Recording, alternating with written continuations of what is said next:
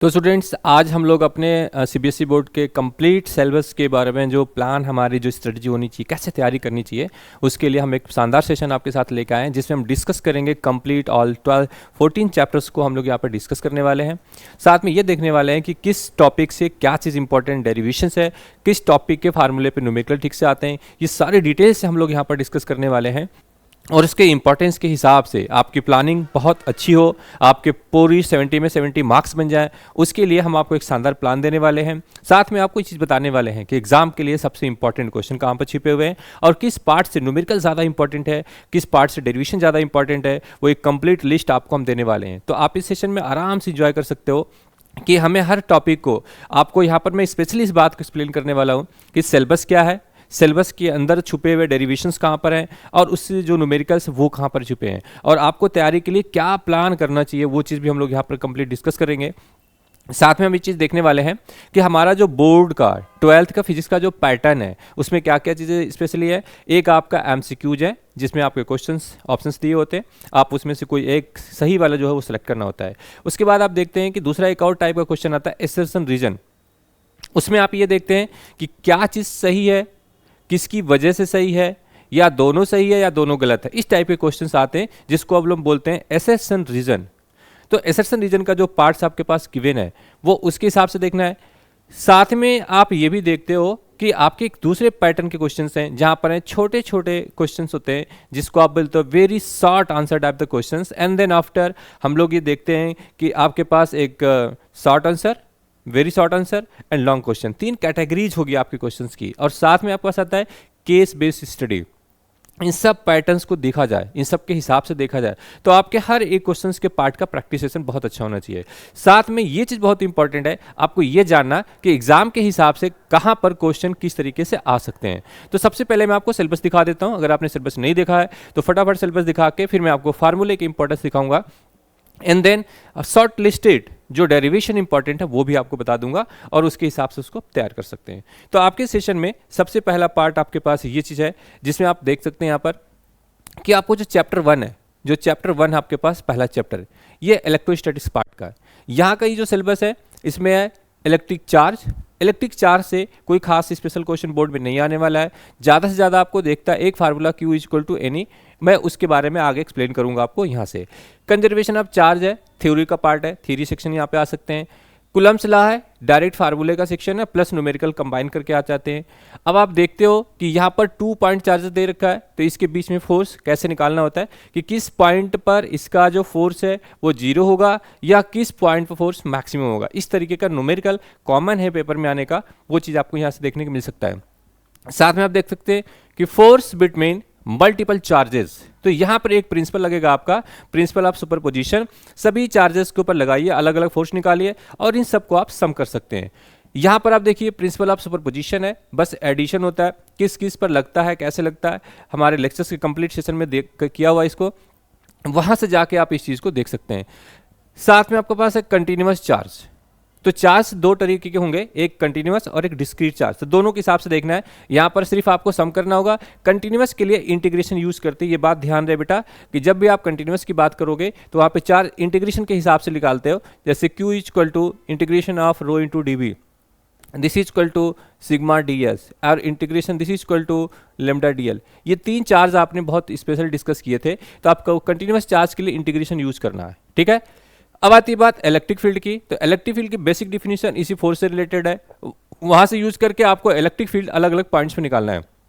तो यहाँ due to the point charge, तो बाय द डिफिनीशन देखा जाए तो डिफिनीशन में कुछ खास नहीं बोर्ड के लिए, लेकिन अगर आप देखें न्यूमेरिकल के हिसाब से तो वहां पे एक न्यूमेरिकल बनता है कि आपके पास एक चार्ज दिया होगा, किसी डिस्टेंस पर पूछा जाएगा इलेक्ट्रिक फील्ड कितनी है, अगर इजी वाले क्वेश्चन आने हैं तो 2 मार्क्स वाले के लिए।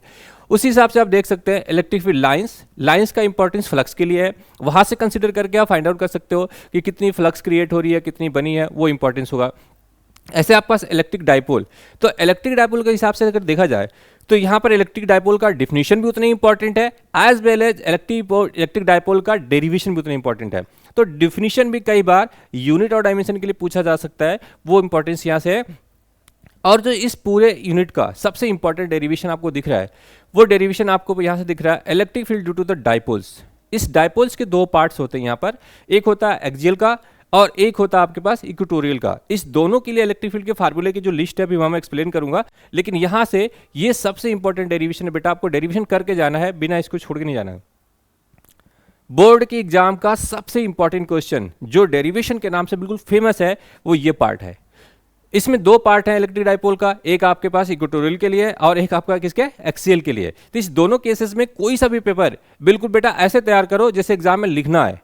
इस डेरिवेशन को आप ऐसे तैयार करो जैसे एग्जाम में लिखना है। इसी तरीके से इस क्वेश्चन को आप देख सकते हो। टार्क की है तो टार्क के दो चीज इंपॉर्टेंट है बेटा, या तो इस पर न्यूमेरिकल आ सकता है एज वेल एज इसका सीधे डेरिवेशन आ सकता है, सिंपल सा। पर इसके कंपैरिजन में ये डेरिवेशन बहुत डोमिनेंट है, पेपर में हर बार देखने को एटलीस्ट ये आपको मिल जाता है। साथ में अगर आप देखते हो बेटा इलेक्ट्रिक यूनिफॉर्म इलेक्ट्रिक फील्ड और इलेक्ट्रिक फ्लक्स, अब इस फ्लक्स के साथ इंपॉर्टेंस क्या है, जो लाइन से उसी का फ्लक्स बनता है। और statement of Gauss theorem, statement of Gauss theorem is बहुत इंपॉर्टेंट है, स्पेशली मेंशन किया हुआ आपके सिलेबस के अंदर। तो आप सबसे पहले बेटा आप इसके स्टेटमेंट को बिल्कुल याद करके जाओ, बिल्कुल याद करके जाओ कि इनका स्टेटमेंट क्या है, और साथ में याद करो इनका फार्मूला क्या है। बहुत सिंपल सा फार्मूला आपके पास गिवन होगा यहाँ पर, integration of E dot D S और equal to Q by epsilon naught. अब इसी को डिफाइन करना होता है आपको बेटा। स्टेटमेंट का मतलब होता है डिफिनीशन का, फार्मूले से नहीं है। पर इसका क्या होगा, integration of electric field over the surface area is equal to nothing but ratio of the charge of this permittivity. तो इसका बेसिक डिफिनीशन लेक्चर्स में आप देखेंगे बहुत डिटेल से कराया हुआ है। तो ये चीज इस तरीके से आपको तैयार करके जाना है। अब इसका एप्लीकेशन सेक्शन की बात करें, एप्लीकेशन सेक्शन का मैं पूरे ही 12th के सिलेबस की अगर बात करूं तो सबसे ज्यादा एप्लीकेशन सेक्शन के लिए इंपॉर्टेंट ये है कि आपके पास सरफेस चार्ज, वॉल्यूम चार्ज और आपके पास लाइन चार्ज, ये तीन चार्ज आपके पास स्पेशली गिवन है। एक आपके पास रो, सिग्मा और लिम्डा, इस तीनों चार्ज के एप्लीकेशन का इसी स्टैटिस्टिक्स का बिल्कुल कंफर्म क्वेश्चन है, बिल्कुल डन, बिल्कुल ही श्योर है, बिल्कुल डन है ये क्वेश्चन पेपर के लिए कि ये एप्लीकेशन सेक्शन पेपर में होगा, 100% होगा। और डेरिवेशन के लिए बिल्कुल कंफर्म है कि इलेक्ट्रिक डाइपोल होगा। ये दो चीजें बिल्कुल होगी, बाकी के सिंपल डेफिनेशन और फार्मूले आपके कलेक्शंस के पास होनी चाहिए। बट ये आपको ऐसे तैयार करना है जैसे पेपर में लिखना है, आप ऐसे तैयार करो इस डेरिवेशन को और इसके एप्लीकेशन को कि एग्जाम में जाके सबसे पहले क्वेश्चन में से खोज के बोर्ड के पेपर में ये दोनों क्वेश्चन करके आना है। ना होने का तो मतलब ही नहीं है, ना होने का तो मतलब ही नहीं है। तो आपके पहले इस चैप्टर से आपके जो डेरिवेशन है वो कंफर्म, जो आपके पास न्यूमेरिकल आने वाले वो कंफर्म। न्यूमेरिकल यहाँ पर है, फोर्स के साथ है, ठीक है। मल्टीपल चार्जेस के लिए भी और सिंगल चार्जेस के लिए आपका न्यूमेरिकल डन है, वो वहां से दिखेगा आपको। और आपके पास ये जो पार्ट है इसका एप्लीकेशन दिखेगा और ये पार्ट आपका डेरिवेशन दिखेगा। तो जब आप तैयारी शुरू करें, जब भी आप तैयारी शुरू करें तो चैप्टर 1 में से सबसे पहले आप इलेक्ट्रिक डाइपोल की डिफिनीशन और उसके दो डेरिवेशन, एक एक्सियल के लिए और एक्सियल के लिए, ये सबसे पहले कंप्लीट करें। फिर आप करो एप्लीकेशन का, गॉस लॉ ऑफ इलेक्ट्रोस्टैटिक के एप्लीकेशन सेक्शन का आप करिए। और सभी एप्लीकेशन तीन ही है, एक आपका volume charge density, surface charge density, line charge, इन तीनों के एप्लीकेशन सबसे पहले करिए। उसके बाद ही आप इसको आगे की तरफ बढ़िए, क्योंकि ये वो पार्ट्स है जो एग्जाम के लिए बिल्कुल सर्टेन और कंफर्म है, एग्जाम में आपको 100% दिखेगा। चैप्टर नंबर 2 की बात करते हैं, जहां पर इलेक्ट्रोस्टैटिक्स और पोटेंशियल की बात करते हैं, ठीक है। तो यहां पर इलेक्ट्रिक पोटेंशियल की definition, electric potential difference, electric potential due to the point charge and dipoles and system of the charges. अब बेटा यहां पर एक बेसिक बात है, बहुत सिंपल सी बात है, यही इलेक्ट्रिक डाइपोल आपको वहां मिला और वही आपके पास इलेक्ट्रिक डाइपोल यहां पर भी मिलेगा। इस दोनों डाइपोल के लिए जो पोटेंशियल की डिफरेंस है, यहां पर आपको ध्यान रख के चलना है कि जो पोटेंशियल और पोटेंशियल एनर्जी दो वर्ड आएंगे, तो इस दोनों में आपको इतना ध्यान रखना बेटा कि पोटेंशियल V इक्वल टू, ठीक है, K Q बाई R है, ठीक है। और जो पोटेंशियल एनर्जी है वो K Q1 Q2 by R है। मीन्स पोटेंशियल और पोटेंशियल एनर्जी में जब आप डेरिवेशन करो तो ये ध्यान रखना बेटा कि जो U equal to Q into V है, ये एक रिलेशन है, इसको भूलना नहीं,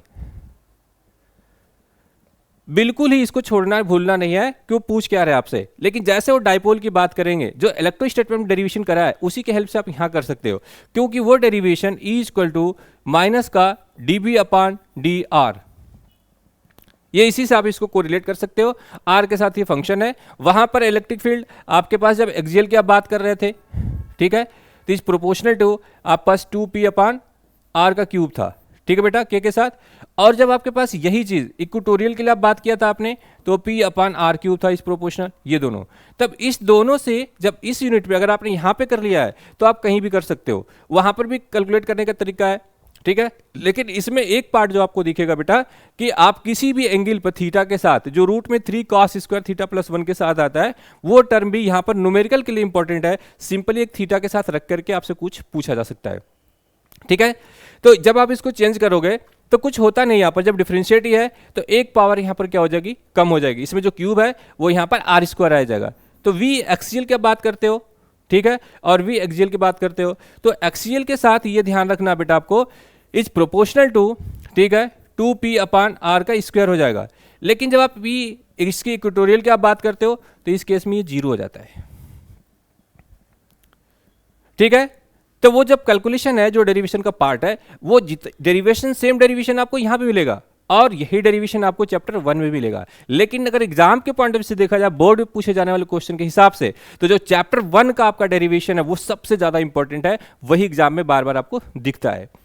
अब आती है बात यहां पर बेटा इक्विपोटेंशियल सरफेस का, बहुत बेसिक एमसीक्यूज यहां पर छिपा हुआ है। एमसीक्यूज इक्विपोटेंशियल सरफेस को देके वह यहां से आपको एक चीज फंसाने की कोशिश करते हैं कि वर्क डन पूछ लो। इक्विपोटेंशियल का डिफरेंस हमेशा तो 0 होगा, हमेशा 0 होगा, तो वर्क डन 0 होता है। तो एक डायग्राम के बेसिस पर या किसी पॉइंट के बेसिस पर, न्यूमेरिकल बेसिस पर एक क्वेश्चन बेटा आपका यहां पर छुपा हुआ है, वो एक एमसीक्यूज है, बिल्कुल फिट एमसीक्यूज है, ये आ जाता है। अगर मैं फार्मूले के पॉइंट ऑफ व्यू से देखा जाए तो इसमें से ये जो पॉइंट चार्ज का पास फार्मूला है डाइपोल्स के लिए एंड सिस्टम ऑफ चार्ज के लिए, यहां से आपको देखने को मिल सकता है। अगर अब हम बात करते हैं पोटेंशियल एनर्जी की, तो पोटेंशियल एनर्जी के सिस्टम में यहां से फार्मूला एग्जाम में आने का बहुत इंपॉर्टेंट होता है।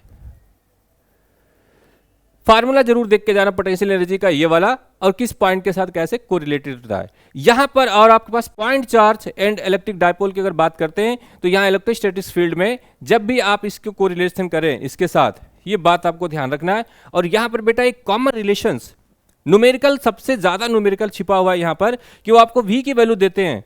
v की वैल्यू एक फंक्शन में देगा x y z के साथ, और यहीं से आपको इलेक्ट्रिक फील्ड निकालना है माइनस साइन के साथ dB/dx i plus dB/dy j plus dB/dz k।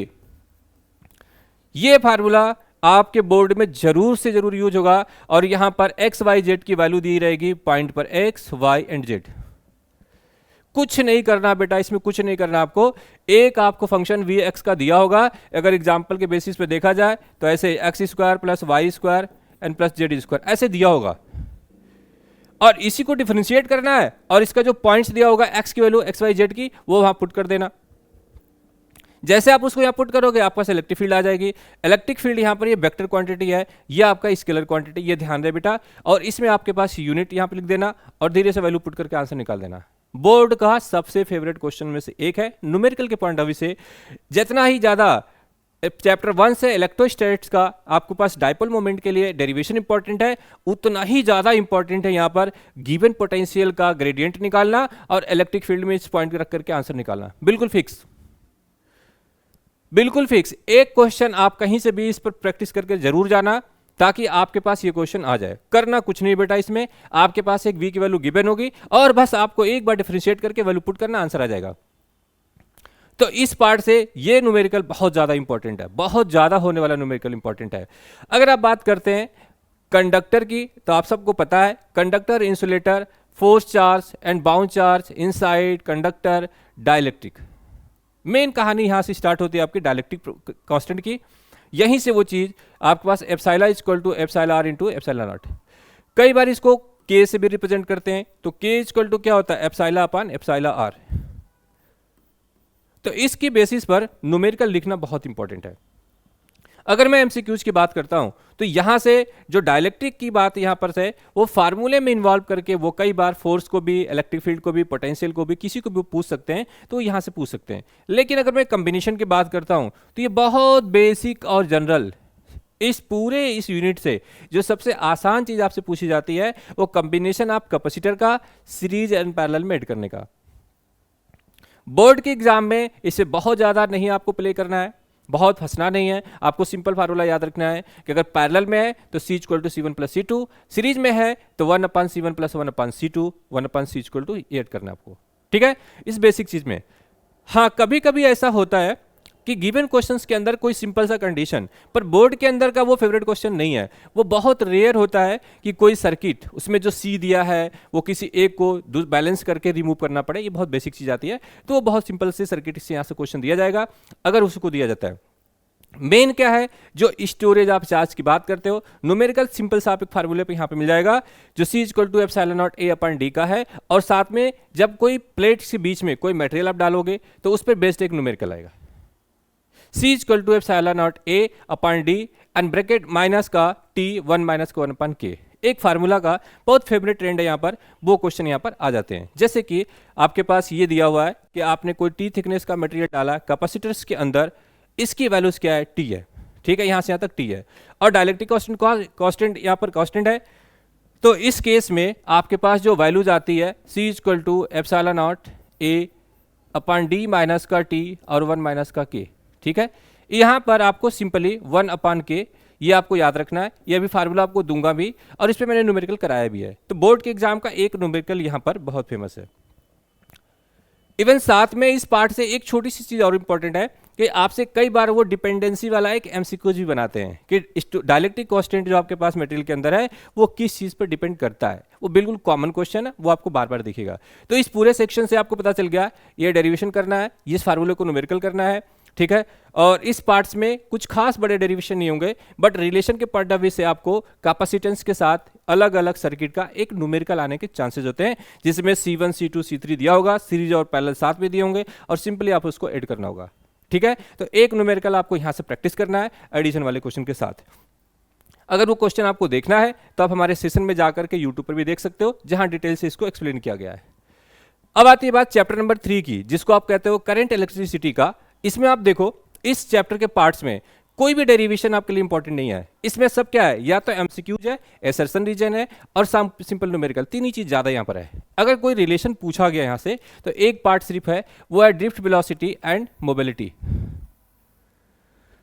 अगर इस पार्ट से कोई रिलेशन आपको करना होगा तो ये आपके करके जाना, जिसमें एक V equal to I R से, जब आप इसको चेंज करते हो आई आर से, इसी को आगे रिप्लेस करना है J equal to sigma into E पे।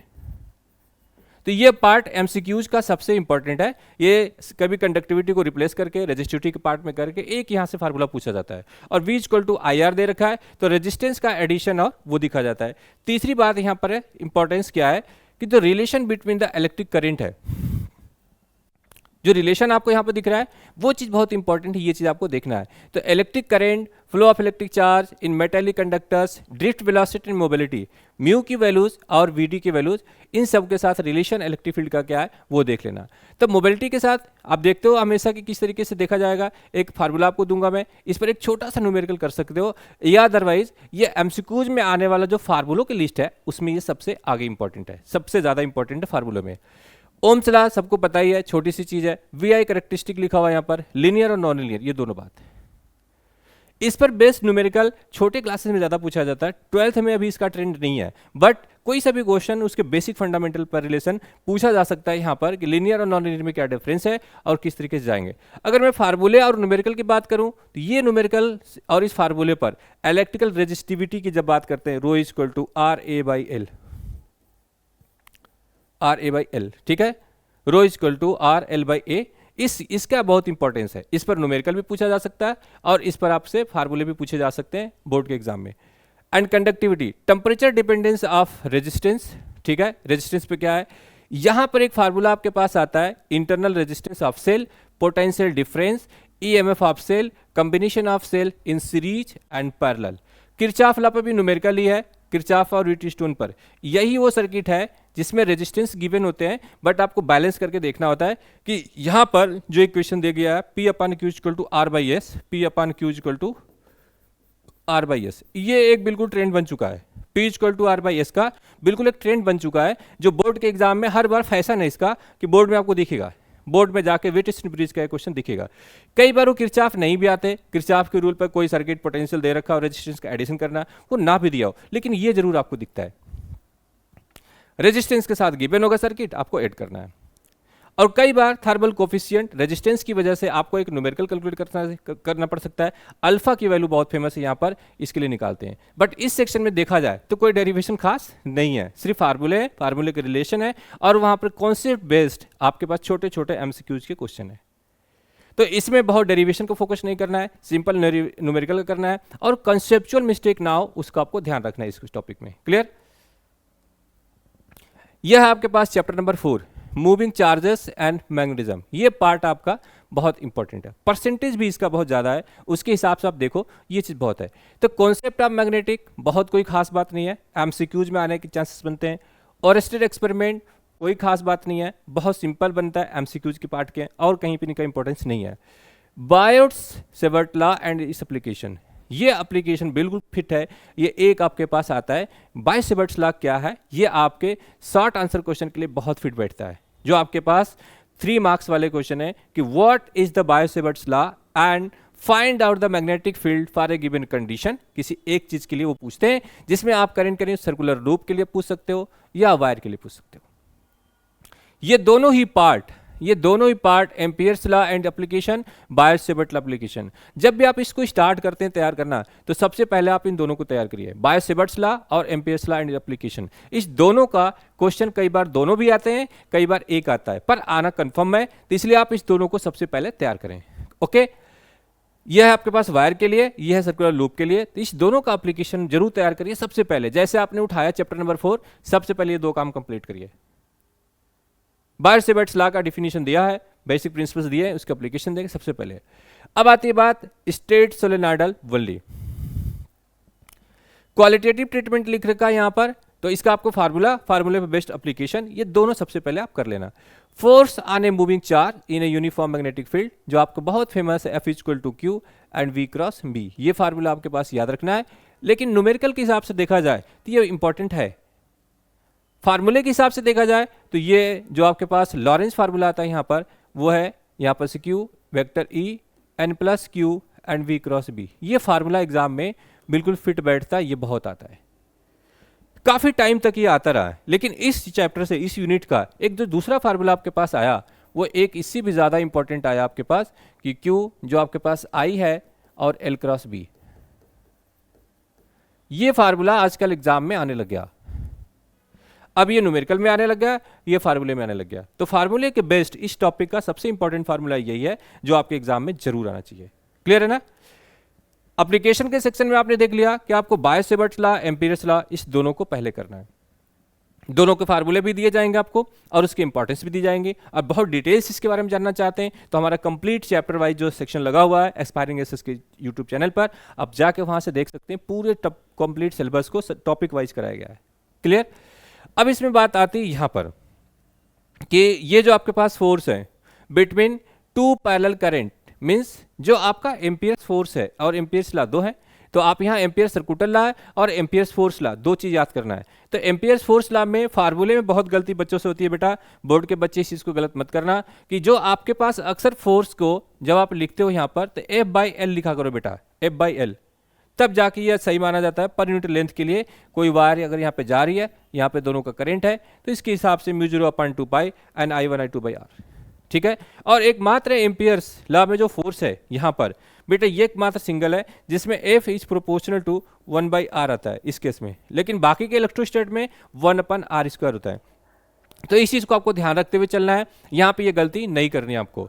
अब आती है बात एम्पियर्स लॉ के, टार्क, ठीक है, experience by A current loop in a magnetic field, इसको देखा जाए तो सिर्फ न्यूमेरिकल या फार्मूला और डेरिवेशन के पॉइंट ऑफ व्यू से इंपॉर्टेंट नहीं रहा है। Current loop as a magnetic dipole, ठीक है, and its magnetic dipole moment, ये दोनों ही फार्मूले आपके पास गिवन है, इसकी लिस्ट आपको दूंगा मैं। और moving coil, galvanometer, its current sensitivity and conversion to ammeter and voltmeter.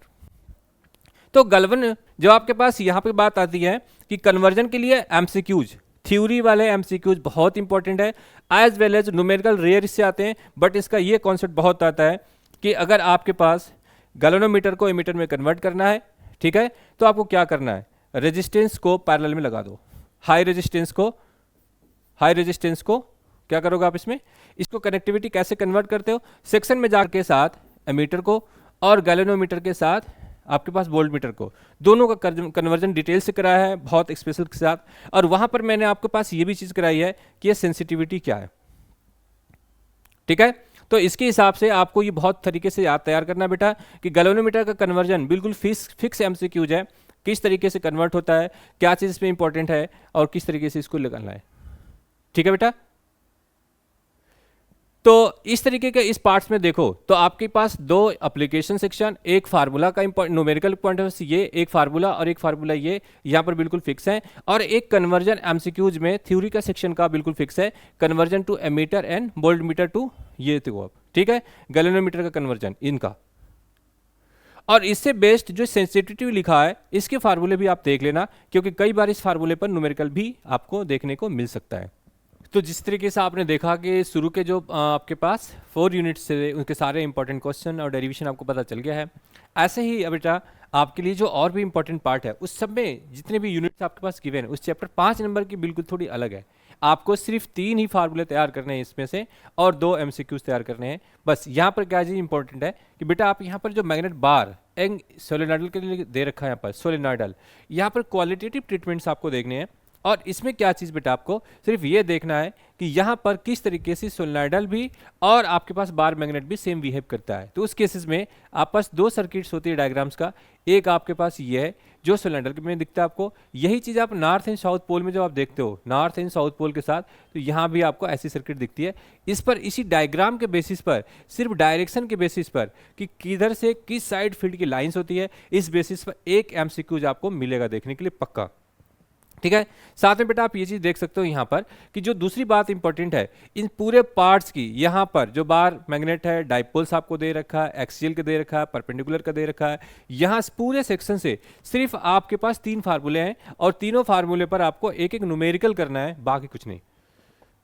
3 फार्मूले और 3 फार्मूलों पर एक एक न्यूमेरिकल करना है बेटा। इसको आपको डायग्राम के बेसिस पर, डायरेक्शन के बेसिस पर, फील्ड के डायरेक्शन पर एक एमसीक्यू यहां से तैयार करना है। साथ में ये चीज इंपॉर्टेंट बेटा, इस पार्ट से ग्राफ बेसिस पर, इस पार्ट का ग्राफ बहुत फेवरेट है, बोर्ड का सबसे फेवरेट क्वेश्चन है इस पार्ट्स पे। यहां पर आपको कुछ ग्राफ इस तरीके से मिलते हैं, ये होगा आपके पास काई, ये वर्सेस टी, यहां पर एक होगा माइनस के लिए, काई इक्वल टू -1 होगा। दूसरा बेटा आपके पास ग्राफ बिल्कुल फिक्स है कि जब आप काई वर्सेस टी की बात करोगे तो वो ग्राफ आपको ऐसे दिखेगा, ठीक है। और ये होता है आपके पास पैरा, ठीक है बेटा, और ये आपके पास है डाया, ठीक है बेटा। और ये आपके पास तीसरा सेक्शन आपके पास यहाँ पर है, ये आपके पास है काई वर्सेस टी, और ये आपके पास है यहाँ तक आके ये इस तरीके से, ठीक है बेटा। तो इस केसेस में क्या है, यहाँ पर ये टीसी है और ये आपके पास होगा फेरो, डाया, पैरा और फेरो, इस तीनों का ग्राफ पूछा जाएगा। ज्यादा से ज्यादा अगर टेक्निकल कुछ चीज पूछनी है उनको तो chi equal to C upon T minus का टीसी, ये फार्मूला है, where T is greater than TC, ये याद रखना बेटा।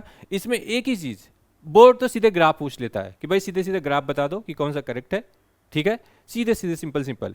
या ज्यादा से ज्यादा अगर कुछ कहते हैं तो फेरो इलेक्ट्रिक मटेरियल में ग्राफ आता है आपके पास, ये वाला कर्व, ये बहुत फेवरेट है उनका। इसमें एक सॉफ्ट और हार्ड को पूछ लेते हैं कि अगर बड़ा जोन है तो ये आपके पास हार्ड है, अगर ये पतला जोन है तो ये सॉफ्ट है, ठीक है। इसको पूछ लेते हैं, या इस ग्राफ में से कुछ ग्राफ बिल्कुल फेमस है। अगर उन्होंने पूछा कि एबव द टीसी कैसा बिहेव करते हैं तो आपको सिर्फ कहना पैरा बिहेव करता, फेरो एबव द टीसी पैरा। तो ये आपको पूरा टॉपिक तैयार, 15 मिनट से ज़्यादा नहीं, 3 फार्मूले हैं, इन सब के डेरिवेशन आपने ऑलरेडी कर रखे हैं। डेरिवेशन का सेक्शन सिर्फ टॉपिक चेंज हुआ है। इलेक्ट्रोस्टैट में आपने करा सेम डेरिवेशन डाइपोल्स के लिए, आपने उसी के सिमिलर करा आपने पोटेंशियल के लिए, और फिर अब वही डेरिवेशन यहाँ पाया। दैट्स वाई बोर्ड के एग्जाम में इन चीज़ों का डेरिवेशन यहाँ पे मना कर दिया गया। अब आपको सिर्फ क्या करना है, इनके जो फार्मूले हैं एम के टर्म में, जहाँ क्यू था वहाँ एम लिख देना, जहाँ पी था वहाँ एम लिख देना, बस खत्म।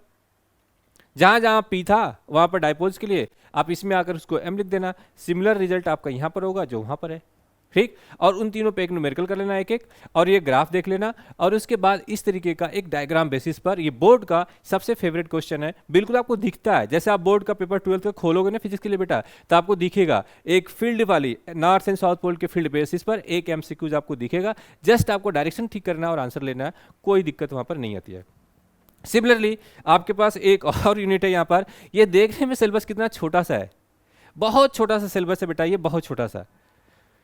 आपको इसको तैयार करने में बहुत कम टाइम लगता है, बहुत इंटरेस्टिंग है। बस एक ही टॉपिक आपके पास होता है, ई इक्वल टू माइनस का D phi upon D T. बस यहाँ पर जो फाई की वैल्यूज बेटा आपके पास है, यही आपका क्या होगा कि थोड़ा सा खींचता है आपको, ये वाला पार्ट आपको खींचता है, क्योंकि ये वाला पार्ट हर एक ईएमएफ निकालने के लिए, कैलकुलेट करने के लिए पूछ सकते हैं। कई बार वो फाई की वैल्यूज बेटा आपको ऐसे देंगे, A T plus B T का स्क्वायर प्लस सी टी का क्यूब, ऐसा दे देते हैं और कहते हैं कि टी इक्वल टू 10 सेकेंड पर आप बता दो कि यहाँ पर ईएमएफ की वैल्यूज क्या आएगी। ठीक है, छूटता आपसे गलती क्या होगी, सिर्फ ये माइनस की गलती होती है, माइनस को बचा के चलना है। ये लेंस की वजह से है और ये वाला फैराडे की वजह से है, ये फैराडे का, ये लेंस का है। अगर मैं रिलेशन की बात करूँ इंड्यूस ईएमएफ की, तो यहाँ पर कुछ खास बात नहीं है बेटा, ये बहुत सिंपल सी बात है। आपको बस दो लॉ याद रखना है कि भाई जिसकी वजह से वो इंड्यूस होगा उसी का वो अपोज करेगा, बस इतनी सी बात आपको याद रखना है। यहां पर ये जो अपोजिशन वाला माइनस साइन दे रखा है उन्होंने लेंज ने दिया, ठीक है, और फैराडे ने rate of change of flux की बात करी। बस दो ही बात है, एक ही फार्मूला इंपॉर्टेंट है, एक ही इसी में से दो में से कोई एक आपको न्यूमेरिकल मिल जाएगा, एक बार में फटाफट कर सकते हो। अब रही बात इसकी सेल्फ एंड म्यूचुअल इंडक्शन की, तो इस दोनों के लिए बेटा आपको सिर्फ फार्मूला याद रखना है। एमसीक्यूज में ये फार्मूले आपको मिल जाएंगे, क्योंकि नंबर ऑफ स्टूडेंट्स ज़्यादा से ज़्यादा, बहुत ही लोग इसको सिर्फ फार्मूला याद रखते हैं, न्यूमेरिकल कोई इस पर नहीं करता। क्लियर? ठीक है, तो इस तरीके का आप ये सेक्शन बहुत इंपॉर्टेंट, आसानी से निकल सकता है। हाँ, इस फील्ड की वजह से वेरिएशन आपको मिल सकता है बेटा। मैग्नेटिक फील्ड के जितने टाइप्स होंगे, हर एक टाइप्स में एरिया के अकॉर्डिंगली आप ये निकालना, उससे आप ईएमएफ निकालना, और ईएमएफ आपको जैसे मिले तो आप एक फार्मूला याद रखना, V equal to I into R, और करंट के लिए आप वोल्टेज अपॉन रेजिस्टेंस लिखते हो, इसी आप लिख देना E बाई आर, तो आपके पास यहाँ मिल जाएगा। और यहीं से आपको पावर चाहिए तो आप आई स्क्वायर आर यूज कर लेना, आपके पास आई है, आई स्क्वायर रख देना, पावर मिल जाएगा आपके पास। तो ये रिलेशन मैग्नेटिक फील्ड के साथ, ये रिलेशन इसके साथ, तो ईएमएफ से आपको करंट निकालना, ईएमएफ से आपको पावर निकालने आना चाहिए। और ये सब क्या एक एक न्यूमेरिकल है, इस बेसिस पे एक न्यूमेरिकल, इस बेसिस पे एक फार्मूला यहाँ पर। लेकिन अगर मैं एमसीक्यूज की बात करता हूँ, तो एमसीक्यूज में ज़्यादा यहाँ से कुछ इंपॉर्टेंस नहीं है, यहाँ पर न्यूमेरिकल का बहुत इंपॉर्टेंट है, न्यूमेरिकल भी आपको ऐसे बना सकते हैं। लेकिन अगर मैं एसेशन एंड रीजन की बात करता हूँ, तो यहाँ पर इस दोनों के बीच में बनता है, फैराडे और लेंज में एक रिलेशन बन जाता है। बताओ भाई कौन किसकी वजह से करेक्ट है? उसमें क्या होता है कि दोनों गलत हैं, दोनों सही हैं, ए सही है बी गलत है, ठीक है, और बी गलत है ए सही है। इस तरीके के जो रिलेशन है वो कॉम्बिनेशन के फॉर्म में मिलते हैं। या कई बार ऐसा भी ऑप्शन होता है कि ए की वजह से बी सही है, या ए बी को सही एक्सप्लेन कर रहा है बट बी आपके अपने आप में गलत है, लेकिन इसका सोल्यूशन ये सही दे रहा है। इस तरीके के कॉम्बिनेशन एसेशन रीजन में आपको देखने को मिल सकते हैं। तो वो पार्ट यहाँ के लिए एक इंपॉर्टेंट है, एक पार्ट यहाँ के लिए भी इंपॉर्टेंट है। चैप्टर नंबर 7 की बात करता हूँ। चैप्टर नंबर 7 में अल्टरनेटिंग करंट की बात कर रहे थे। बहुत सिंपल सी बात है, बहुत इजी टॉपिक है ये चीज़, जहाँ से आपको बिल्कुल आराम से मिल जाता है। तो आपको सिर्फ इतना ही याद रखना है बेटा, एक करंट होती है अल्टरनेटिव की, ये वाली, और यहाँ पर ये जो पीक वैल्यूज गिवन है, ये आपके पास आई और वी की अगर बात करें तो ये आई नॉट या वी नॉट होगा, यही होगा। जो यहाँ पे ये वैल्यूज आती है, यही वैल्यूज आपके पास है आई आर एम एस और वी आर एम एस, इस दोनों को क्लियर रखना है। तो जो V R M S equal to V peak upon root में 2, जो पीक वैल्यूज है इसी के रूट 2 आ जाती है आपका। साथ में अगर आप आई आर एम एस की बात करते हो, आई आर एम एस की, तो ये भी क्या होती है आई अपॉन रूट में 2। तो ये दो चीज़ें आपके लिए बहुत इंपॉर्टेंट है। इस दोनों का इंपॉर्टेंस क्या बेटा, यही से तो पावर कंट्रोल करना आपको, आई आर एम एस और वी आर एम एस, ये दो चीज़ आपको तैयार करनी है इस वैल्यूज की वजह से। तो ओवरऑल अगर देखा जाए इसमें, तो आपको यही दो चीज़ कैलकुलेट करनी है। और मैंने अपने सेशन में बहुत डिटेल से कैलकुलेट कराया है इसको, कि आपके पास कंटिन्यूस होगा तो कैसे निकालोगे, डिस्क्रीट होगा तो कैसे निकालोगे, और उसके बाद एवरेज भी निकालना सिखाया मैंने, करंट एंड वोल्टेज दोनों के लिए। और रिएक्टेंस की बात करी, इंपॉर्टेंस की, एलसीआर सर्किट में बिल्कुल कॉमन क्वेश्चन है बेटा, बिल्कुल फिक्स है कि आपके एलसीआर सर्किट में अगर मैं ऐसे बात करता हूं कि ये रेजिस्टेंस है, ठीक है, ये आपके पास इंडक्टेंस है और ये कैपेसिटेंस है, तो मैंने बता रखा था इससे फेजर डायग्राम ही पूछा जाएगा आपसे। तो इसमें दोनों ऐसे रहते हैं, और इसमें एल में एल जैसा बना लेना, आर में सिंपल रहने देना, और सी में इसको अपोजिट कर देना, ठीक है बेटा। ये चीज़ इसी में आपका फेज चेंज बताना है और इसी में आपको करंट बताना है। तो एल के साथ एल जैसा, बाकी अपोजिट उसका सी जैसा, और ये आर नॉर्मल जैसा। तो ये एलसीआर सर्किट को याद रखना। यहाँ पर जो सबसे ज़्यादा इंपॉर्टेंट फार्मूला बेटा, Q इक्वल टू जो क्वालिटी फैक्टर होती है 1 अपन आर रूट में L अपन सी, एक याद रखना, और एक रिजोनेंस की condition X equal to SL, इस पर आपको न्यूमेरिकल करना है। इस पर न्यूमेरिकल करना है। और इस पार्ट्स में डेरिवेशन का इंपॉर्टेंस कहीं भी नहीं है, सिर्फ उन्होंने कहा है कि फेजर डायग्राम। बहुत आसान सिलेबस कर दिया बोर्ड का, बहुत इजी कर दिया है। जितने भी क्वेश्चन आप देखो एग्जाम के लिए बहुत इंपॉर्टेंट हो गए यहाँ के लिए। अब रेजोनेंस की कंडीशन लगा देना, power in AC circuit, power factor आपको निकाल देना है बेटा, वाटलेस करंट देखना है। वाटलेस करंट के लिए बहुत इंपॉर्टेंट है कि आपके पास P equal to I R M S V R M S into cos of phi. ठीक है बेटा, ये चीज आपको करना है। अब बताइए ट्रांसफार्मर की और एसी जनरेटर की, इन दोनों के केसेस में अगर देखा जाए इस दोनों के केस में अगर आप देखते हो तो बहुत सिंपल सा एक एमसीक्यूज यहां पर छिपा हुआ है, एक ही एमसीक्यूज यहां पर छिपा है। दोनों के एमसीक्यूज लेकिन थ्योरी बेस्ड, कि किस प्रिंसिपल पे काम करता है। म्यूचुअल इंडक्टेंस पे काम करता है, इंडक्शन पे काम करता है, किस पे काम करता है। ये पार्ट एसी का जेसी का जनरेशन दोनों यहाँ न्यूमेरिकल छुपे हुए नहीं है, लेकिन आरएमएस वीआरएमएस के साथ न्यूमेरिकल ही छुपा हुआ है। न्यूमेरिकल ये आएगा, यहाँ फार्मूला नहीं आने वाला है, और इस बेसिस पे एक क्वेश्चन आपसे जरूर पूछा जाएगा। अगर आपसे बात कॉन्सेप्ट की बात किया जाए तो पावर फैक्टर की ये वैल्यू पूछी जा सकती है कि ये जो P equal to I R M S V R M S cos phi, जो मैंने एग्जाम अपने कराया है सेशन में, वहां जाके आप देख सकते हो। इस पर डिटेल्स न्यूमेरिकल भी कराया मैंने और कॉन्सेप्ट भी डिस्कस किया है। तो आपका 10 से 15 मिनट या 20 मिनट में अल्टरनेटिव करंट कंप्लीट हो जाएगा। इस तरीके से आप देख लेना एस सी इक्वल टू, और यहीं से आपके पास क्या होता है XL equal to what omega L और X equal to what 1 upon omega C. तो यहाँ से आपके पास क्या मिलेगा, omega square equal to 1 upon root में L into C, omega equal to 1 upon root में एल इंटू सी, और F equal to 1 upon 2 pi, ठीक है, 1 upon under root L into C. तो इस फार्मूले को रेजोनेंस कंडीशन में न्यूमेरिकल के लिए याद रखना, और थोड़ा सा फेज का जो चेंज है, फेज का चेंज वो साइनसॉइडल के साथ देखते रहना कि फेज कैसा इस पर चेंज हो रहा है। तो ये इंपॉर्टेंट है टॉपिक, और इस तरीके से इसको आपको कवर करना है। अगर मैं बात करता हूँ चैप्टर नंबर 8 का, तो इस चैप्टर में इलेक्ट्रोमैग्नेटिक वेव की बात करता हूँ। बहुत सिंपल, बिल्कुल आसान सा पार्ट है। इलेक्ट्रोमैग्नेटिक वेव में basic ideas of displacement current, बेटा आईडी यूज करना आपको, epsilon not D E upon D T, rate of change of electric field की वजह से जो कैपेसिटर के अंदर, ये जो कैपेसिटर के अंदर इलेक्ट्रिक फील्ड है, ये आपका टाइम डिपेंडेंट है, इसकी वजह से ये डिस्प्लेसमेंट करंट आता है। जब आप अप्लाइड कट कर देते हो तो वो खत्म हो जाता है। तो 4 मैक्सवेल इक्वेशन आपको यहाँ पर दिखेंगे, 4 मैक्सवेल इक्वेशन, उसमें ये डिस्प्लेसमेंट करंट ऐड होकर जाएगा। तो आपके पास एक इक्वेशन थी यहाँ पर, del dot of E equal to 0, sorry,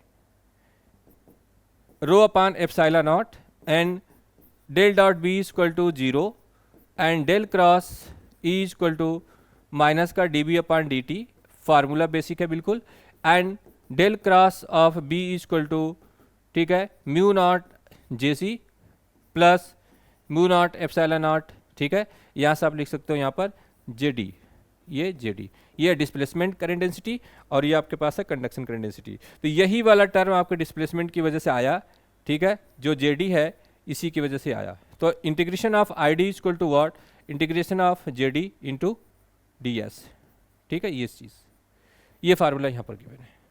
तो ये रिलेशन आपको ये मॉडिफाइड हुआ, इसके हिसाब से याद रखना है। लेकिन इसमें एक छोटी सी बात है कि जो आपका ट्रांसवर्स नेचर की बात कर रहे हैं इलेक्ट्रोमैग्नेटिक वेव्स का, वहाँ पर आप इसको याद रखना बेटा कि आपको सिर्फ ये याद रखना है कि के डॉट ई इक्वल टू 0, के डॉट बी इक्वल टू 0, और K cross E equal to B and K cross B equal to minus का म्यू ओमेगा एच, ठीक है, म्यू ओमेगा ई, ठीक है बेटा, एप्सिलॉन ओमेगा ई। तो ये 4 रिलेशन आपको याद रखने हैं, उसमें ये रिलेशन सबसे इंपॉर्टेंट होगा।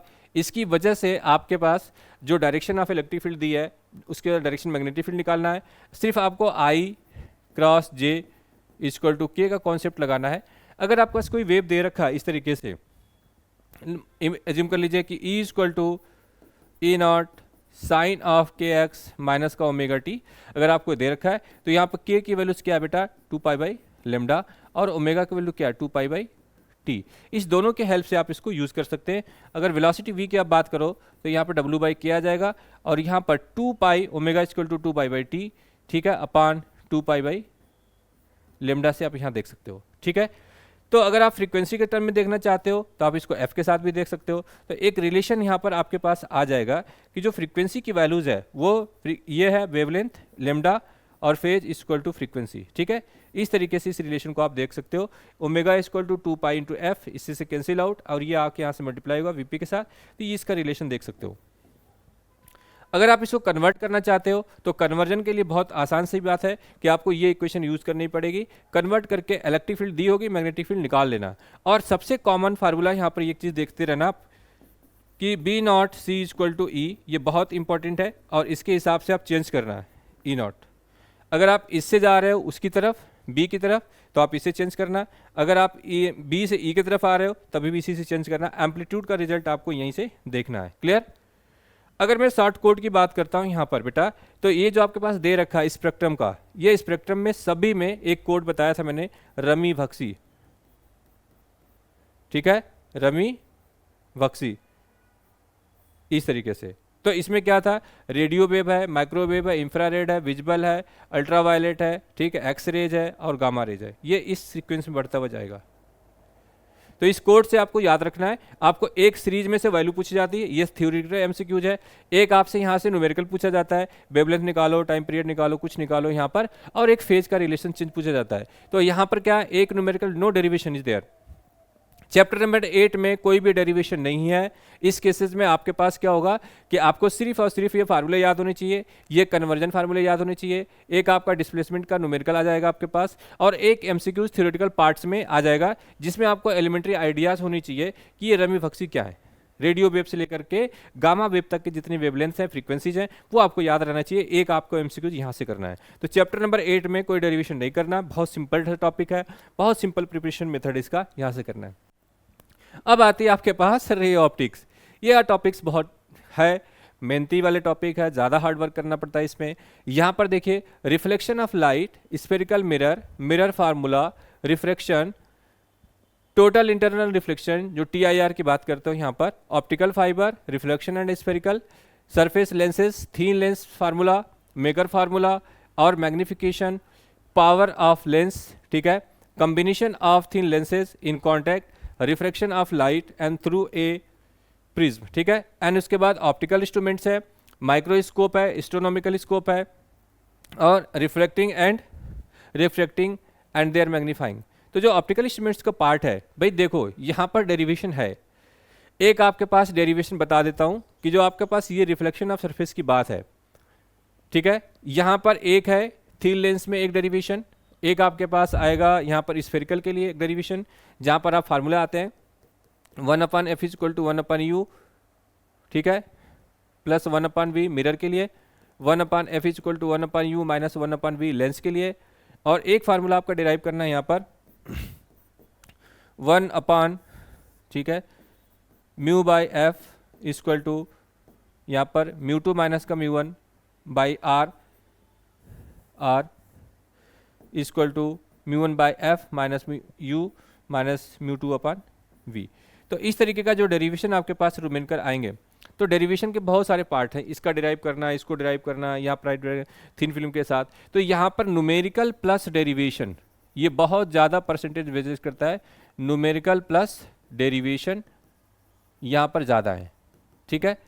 और इसमें भी अगर एमसीक्यूज की बात करें, एमसीक्यूज भी ज़्यादा है। तो बोर्ड के एग्जाम से हिसाब से देखा जाए तो इसका वेटेज बाकी सारे यूनिट से ज़्यादा है, बहुत ज़्यादा है यहाँ पर, क्योंकि यहाँ पर जो लाइट का पार्ट है, इसमें अगर आपने लाइट को सिर्फ याद कर लिया इस तरीके से कि लाइट का रे पार्ट, रे ऑप्टिक्स, ठीक है, और यहाँ पर वेव ऑप्टिक्स, दो पार्ट्स आपके पास गिवन है। तो सारी मेहनत आपकी इसी पर है, इस पर प्रॉपर टाइम दे करके आपके पास 6 डेरिवेशंस करने होंगे और 6 पे कम से कम 12 न्यूमेरिकल करने होंगे, और आपके पास 2-3 ऐसे इंपॉर्टेंट फार्मूले हैं, जैसे TIR की बात कर रहे हैं, ठीक है। तो यहाँ पर एक जो फार्मूला है sine C equal to 1/μ, critical angle के साथ ये जो रिलेशन है, ये आपको याद रखना, ये एमसीक्यूज में जा सकते हैं। लेकिन जो प्रिज्म में सबसे फार्मूला है mu equal to sine of A plus delta m/2, ठीक है बेटा, अपान साइन ऑफ A/2। इस पर एक न्यूमेरिकल है और एक मिनिमम डेविएशन का ग्राफ है इस तरीके से, ठीक है, मिनिमम डेविएशन का एक ग्राफ है। इस दोनों फार्मूले को देख लेना, एक न्यूमेरिकल देख लेना। हाँ, डेरिवेशन आपको करने पड़ेंगे भाई इसके पूरे, इसके लिए आप कंप्लीट सेशन जाके सेशन देखिए और वहाँ पर डिराइव कर सकते हो।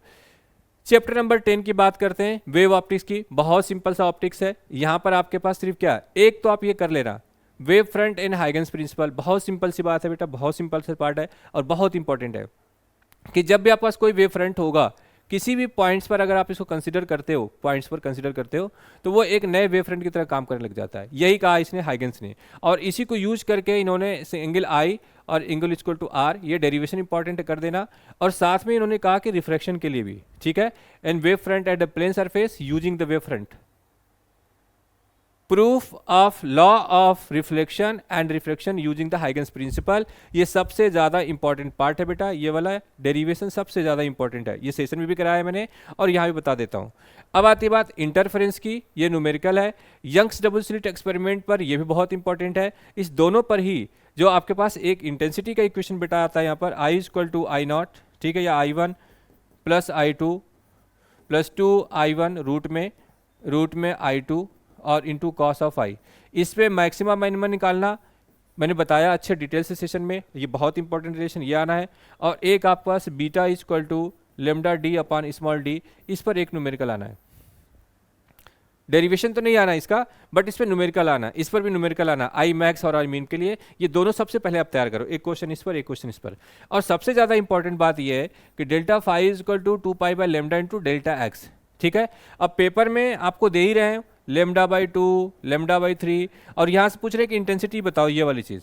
तो इसी रास्ते से यहाँ से आना, आपको यहाँ तक जाना है, ठीक है, यहाँ तक आना बेटा, यहाँ तक जाना है। एक न्यूमेरिकल यहाँ कर देना, एक न्यूमेरिकल बीटा पर करना है। फ्रिंज विथ जो आपको दे रखा है यहाँ पर, इसके लिए प्रॉपर लेक्चर देखना, बहुत बढ़िया तरीके से कराया मैंने। तो एक आपका न्यूमेरिकल यहाँ, एक न्यूमेरिकल यहाँ, और डेरिवेशन आपका ये पार्ट्स है। Proof of law of reflection and refraction using the Huygens principle, और इंटरफेरेंस पर न्यूमेरिकल, इस पर न्यूमेरिकल करना आपको, डेरिवेशन के अलावा नहीं। यहाँ पर कोहेरेंट सोर्सेज में कोई खास बात नहीं है, यहाँ पे कुछ नहीं मिलेगा आपको एमसीक्यूज के अलावा। एक पार्ट यहाँ मिल सकता है, diffraction due to the single slit with central maxima, qualitative बोल रखा है इन्होंने। बस बेटा एक ही तो फार्मूला यहाँ पर आता है आपके पास कि I equal to I naught sine alpha by alpha का स्क्वायर, यही है सिंगल स्लिट का। और दोनों में एक बेसिक याद रखना कि इंटरफेरेंस में बेटा आपका ये इस तरीके से ग्राफ चलता है, इंटरफेरेंस इस तरीके से ग्राफ चलता है बेटा। लेकिन अगर मैं इसकी बात करता हूँ तो यहाँ पर अगर कोई मैक्सिमम इंटेंसिटी है तो मैक्सिमम इंटेंसिटी से ये इंटेंसिटी डाउन होती है। ये है आपका डिफ्रैक्शन और ये आपके पास इंटरफेरेंस, ये दोनों में स्पेशल डिफरेंस है। यहाँ की इंटेंसिटी का इक्वेशन आपको ये दे रखा है मैंने, यहाँ की इंटेंसिटी का इक्वेशन मैंने आपको ये देख रखा है। तो ये आपका डिफ्रैक्शन के लिए है बेटा और ये आपका इंटरफेरेंस के लिए है। तो इस दोनों को कर लेना, इन तीनों पर न्यूमेरिकल कर लेना, डेरिवेशन सिर्फ हाइगेंस प्रिंसिपल पर इस दोनों को कर लेना, आपका ये लेक्चर तैयार हो जाएगा। जो मेहनत आपको करनी है वो रे ऑप्टिक्स में कर लेना बेटा, ऑप्टिकल इंस्ट्रूमेंट्स के डेरिवेशन थोड़े से कर लेना, स्फेरिकल सरफेस के लिए करना, थीन लेंस के लिए करना और आपको मिरर के लिए करना है। तो 6 डेरिवेशन आपका इंपॉर्टेंट है, वहाँ से करना है, बाकी इस पार्ट से आपको कुछ नहीं करना है। डुअल नेचर ऑफ रेडिएशन, ये बहुत इंपॉर्टेंट टॉपिक है मॉडर्न फिजिक्स का, जिसमें से आपसे हमेशा ही क्वेश्चन पूछा जाता है। मैंने इसे बता रखा है कि फोटो इलेक्ट्रिक इफेक्ट क्या भाई, आपके पास लाइट आना है और यहाँ से जाना है, बस फोटोन को ले आओ सरफेस पे और वहाँ से इलेक्ट्रॉन निकाल दो। तो ये फोटो इलेक्ट्रिक इफेक्ट, इसीलिए इसका आसानी से आप याद कर सकते हो। और इसी के लिए नोबेल प्राइज आइंस्टीन लेके गए थे। हर्ट्ज एंड रेनॉल्ड ऑब्जर्वेशन, इन लोगों ने उसी बात को ऑब्जर्व करी थी कि भाई कुछ है हमारे पास, स्पार्क करो तो जो ईएम वेव है वो एक लाइट वेव की तरह चलती है। तो डुअल नेचर को प्रूफ करने के लिए ये आपको याद रखना हर्ट्ज ने क्या कहा था और रेनॉल्ड ने क्या कहा था। और इसकी हेल्प से आइंस्टीन ने फोटो इलेक्ट्रिक इफेक्ट दी थी कि एक सरफेस पे आपने फोटोन डाली और वहाँ से इलेक्ट्रॉन निकाल दिया, एच म्यू डाल के इलेक्ट्रॉन निकाल दिया, ये इफेक्ट पर। और इसकी वजह से जो इक्वेशन आपके पास होगी वहाँ से आप कर लेना आइंस्टीन फोलोटिक इक्वेशन पार्टिकल मैटर, ठीक है, यहाँ से नेचर ऑफ द लाइट। तो ये इक्वेशन बहुत सिंपल सा बेटा, 1/2 mv का square equal to h mu naught minus का फाई ना, ठीक है, ये आपको याद रखना है, h mu minus phi naught, and this is equal to वो EV, ये भी कह सकते हो आप, या this is equal to HC by lambda minus SC upon lambda naught. अब इस ग्राफ को देखा जाए बेसिक फंडामेंटल के हिसाब से बेटा, तो आप यहाँ से देख लेना, ये आपका पास म्यू नॉट है, ठीक है, ये आपका पोटेंशियल बॉक्स V दे रखा है और यहाँ से फ्रीक्वेंसी के टर्म में दे रखा है। तो ये कट ऑफ फ्रीक्वेंसी है, ये ग्राफ बहुत फेमस है, ये फार्मूला बहुत फेमस है और ये रिलेशन बहुत फेमस है। तो इस पे एक न्यूमेरिकल आपको जरूर दिखता है, चाहे जैसे भी आपसे कैलकुलेट कराया जाए, क्योंकि यहाँ पर जो फार्मूला है E equal to SC by lambda है, यहाँ से कई बार ये वर्क फंक्शन भी निकलवा लेते हैं आपसे, तो आप वर्क फंक्शन के लिए ये निकाल सकते हो। तो एक न्यूमेरिकल एक ग्राफ, इसका सबसे ज़्यादा इंपॉर्टेंट ग्राफ है बेटा। इंटेंसिटी के साथ इनके ग्राफ पे क्या फ़र्क पड़ता है, ठीक है, और इनसे क्या फ़र्क पड़ता है, ये चीज़ देख लेना कि इस तरीके ग्राफ जरूर पूछा जाएगा। सेशन में जाकर आप देखोगे बहुत डिटेल से बताया जाएगा। तो इस पार्ट्स में डेरिवेशन कोई इफेक्टिवली नहीं है, आपको 3 मार्क्स के लिए वो वाले ये वाले रिलेशन जो आपके पास है, मैटर, वेव्स, नेचर, आप particle and de Broglie relation, तो ये रिलेशन को हल्का सा मॉडिफाइड करके निकालोगे आप, तो ये 2 मार्क्स का आराम से आपको बन जाएगा। और यहाँ पर एमसीक्यूज भी है, और यहाँ पर न्यूमेरिकल्स भी है, और यहाँ पर केस बेस्ड स्टडी भी है।